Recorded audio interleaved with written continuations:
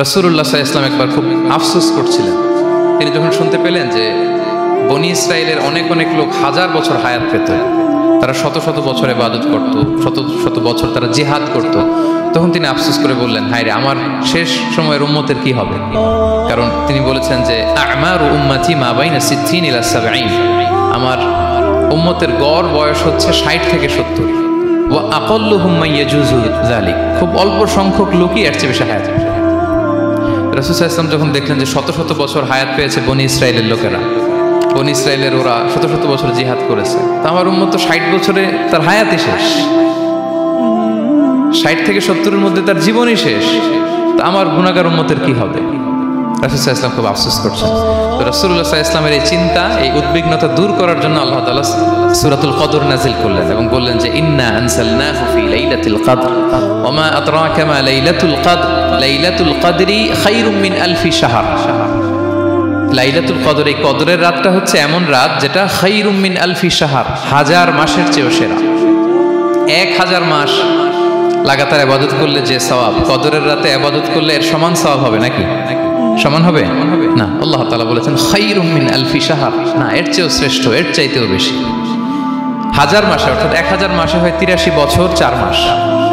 তো কদরের রাতে যদি আমরা ইবাদত করি তাহলে 83 বছর 4 মাস ইবাদত করলে যে সওয়াব, সে সওয়াব আল্লাহ তাআলা আমাদের আমলনামায় নসিব করবেন। তো আমরা যেন এই কদরের রহমত বরকত থেকে যেন আমরা বঞ্চিত না হই। তো রাসূল সাল্লাল্লাহু আলাইহি ওয়াসাল্লামকে সান্ত্বনা দেওয়ার জন্য যে হে নবী, আপনি চিন্তিত হবেন না, বনি ইসরাইলের অনেক লোক হাজার বছর হায়াত পেয়েছে, শত শত বছর ইবাদত করেছে, জিহাদ করেছে, তারা হায়াত পেয়েছে বেশি কিন্তু তারা কদর পায়নি।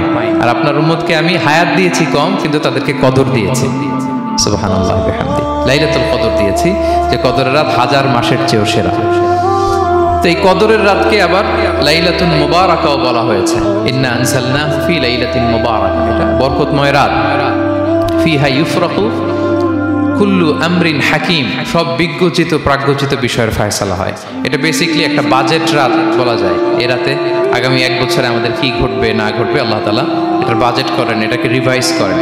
সো এই রাতটা অনেক গুরুত্বপূর্ণ। তো এই কদরের রাত এটা কবে?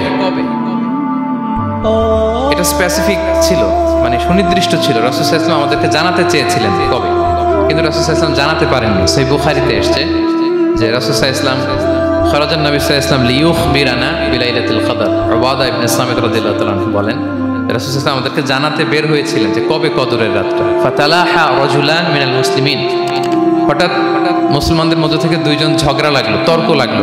রাসূল সাল্লাল্লাহু আলাইহি ওয়াসাল্লাম হঠাৎ করে ওই ঝগড়ার দিকে খেয়াল করলেন, ওই দিকে খেয়াল করে ওই তারিখটার কথা তিনি ভুলে গেলেন। ফারুফিআ, রাসূল সাল্লাল্লাহু আলাইহি ওয়াসাল্লাম বললেন, আমার হৃদয় থেকে, অন্তঃকরণ থেকে এটাকে উঠিয়ে নেওয়া হবে। এখন আমি মনেই করতে পারছি না এটা কি 23 না 25 না 27 না 29, আমি মনে করতে পারছি না।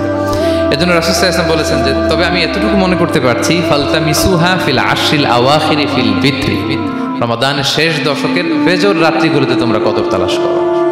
বেজর রাতে যদি তোমরা কদর তালাশ করো তাহলে এই কদর সুনিশ্চিতভাবে তোমরা পাবে।